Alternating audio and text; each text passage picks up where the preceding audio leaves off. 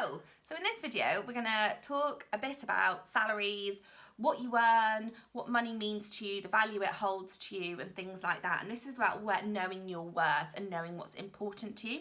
And it leads on really well from a conversation we had in the Increasing Your Employability module or lesson, which was lesson 8. And in that, we talk about how women only go for job promotions and job applications when they feel 100% qualified for all of those things that job is requesting from them. Whereas men will go when they have 60% of those qualifications, or they feel 60%, they have 60% of those attributes that were listed in that job description. And that means as a woman, we are holding ourselves back because we believe that in order to accept a job, or go for a job even, we have to be 100% qualified. We don't think that actually we can learn on the job, which we absolutely can. And this kind of principle filters through into kind of our finances as well, and about how much we earn when we are in jobs. And I'm taking these kind of figures are coming very much from a corporate world, a corporate place, but I hope they illustrate to you that just because you are female, just because you have boobs, just because whatever, you are still worthy of the amount that they are paying a man if you are as good at the job as him. And trust me, I think you are, and I know you are. So there's this thing called the gender pay gap, all right? And the figures from 2019 said that women, the gender pay gap was at the end of 2019 17.3% within the UK. Okay, that means women are paid approximately 83p equivalent to every pound a man gets paid. So we are paid 17 pence less per pound. Another way people look at this is like if men and women were earning the same salary at some point, but they're not, but a woman, so 17 is only 17% less. There's a point in the year, it's normally October, November time, where a woman starts basically working for free because the man is still being paid to do the same job that she is, but her pay is lower purely because she's female. Now, this is something I fundamentally stand against. It riles me up beyond belief. It definitely brings out my inner feminist, and I really hope it's something that you can get your teeth into, look at, and next time you see it in the paper or you see an article on it, read it and get some knowledge behind it, because you guys are the generation that have to keep pulling through this change. And sometimes we have to be the change we want to see. We have to force the change. So we have to stand our ground on things, and we have to go for things when we don't feel ready for them. When our instinct of not being 100% qualified for something means that we hold back. But we have to learn not to hold back, because the guy who's only 60% qualified and you're 80% qualified, let's say, he's getting paid more because he is confident in himself, he believes in himself, and he puts himself forward for this job and this pay rise, whereas you hold yourself back because we are only 80% qualified, and so we don't go for it.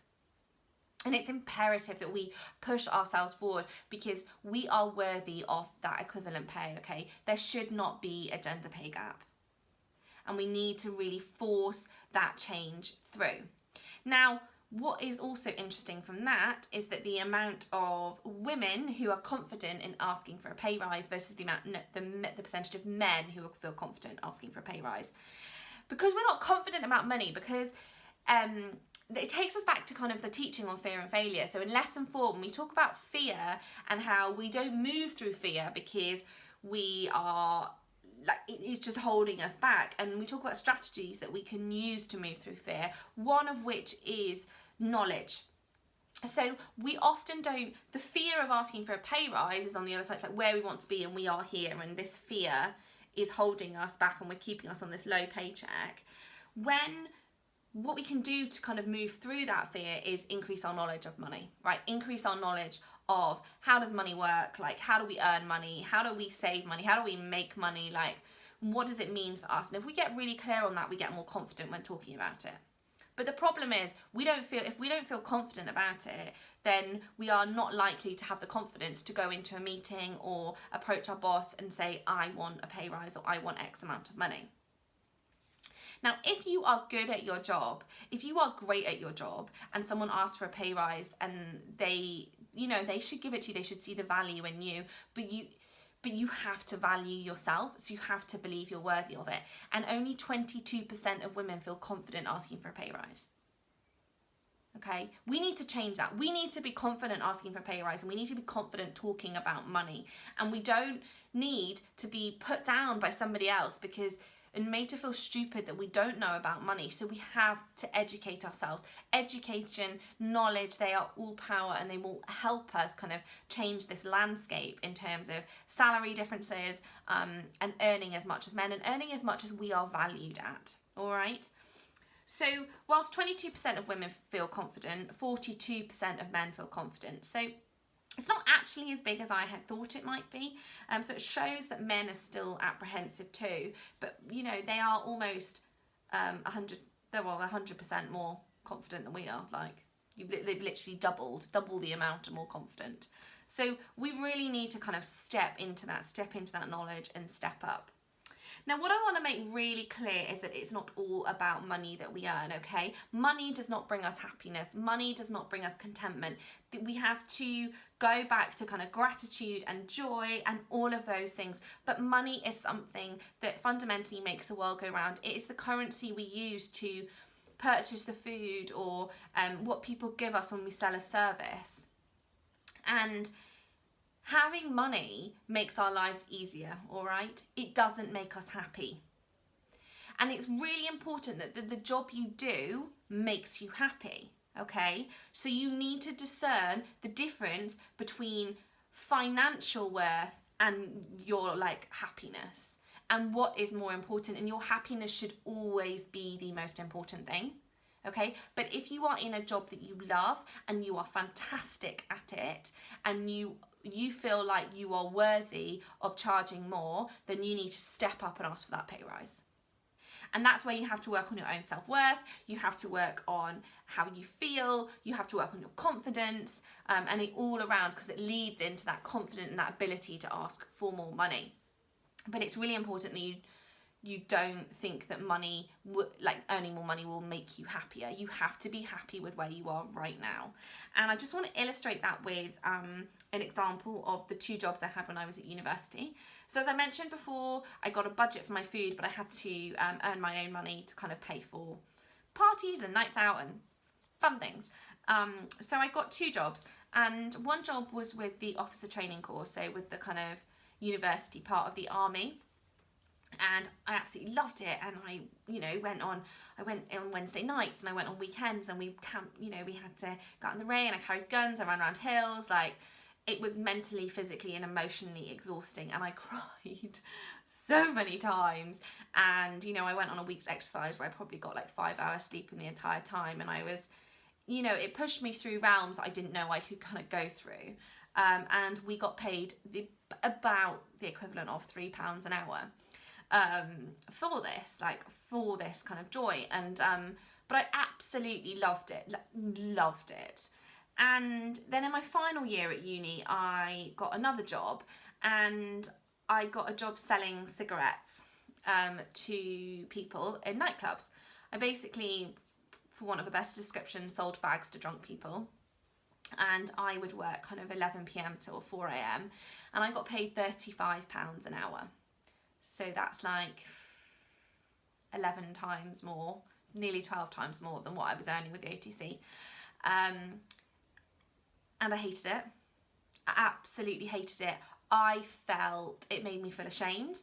I don't smoke, and I didn't feel comfortable selling cigarettes, endorsing something that I just don't believe in.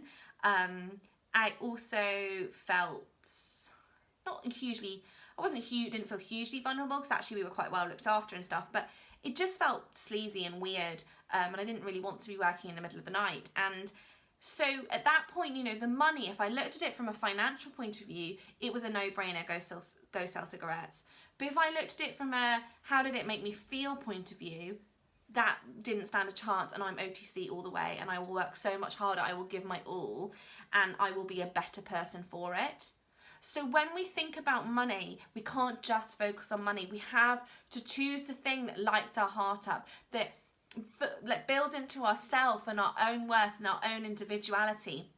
and that fills our gratitude and our joy up. And we have to focus on all of those things first, but we can't just focus on money, all right?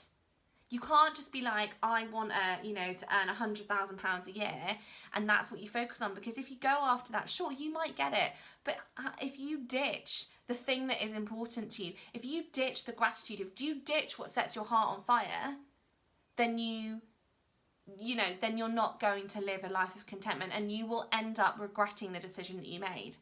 I want to make it really clear that you can go after the thing you love, and you can do the thing you love, like doing OTC, and you can still make loads of money. So it's all about a mindset thing. It's about going after, doing the thing you love, identifying it, going after it, and then figuring out how to make that make money. And that's where books like this are really good. When she talks about investment, like invest your money, right? Save your money. How do you use your money in other ways? There's not just one way to make money. So that's really important too, but you have to, the money will come if you do something that sets your heart on fire, and you'll get joy and gratitude in that moment too. So prioritize joy and gratitude, but know that if you are going after something and you are worth more than what they are paying for you, you get up and you step up and you ask for it, and you show them that you are worth more. But to make it really clear, we all have to start at the bottom, right? We are not entitled to start a job earning 50 grand. Like, we might have to start at the bottom of a company and work our way up. We might have to start on a salary of 18 grand a year, and then we get a promotion, and then we work up to the next level, and then we get up to manager, and then we move our way up, all right? We have to start somewhere, and at that point, you can't go in and dictate what you want. We can have these goals, these lofty goals about what we want, which we're going after, absolutely. But you can't let them dictate right now. So when you're going for that promotion, I want you to go for it, even if necessarily you don't feel ready for it. I want you to ask for that pay rise, even if you feel nervous about it. But I want you to do it in the sure and true faith that you are worthy of what you are asking for. And to feel worthy, you need to work on your own self-worth.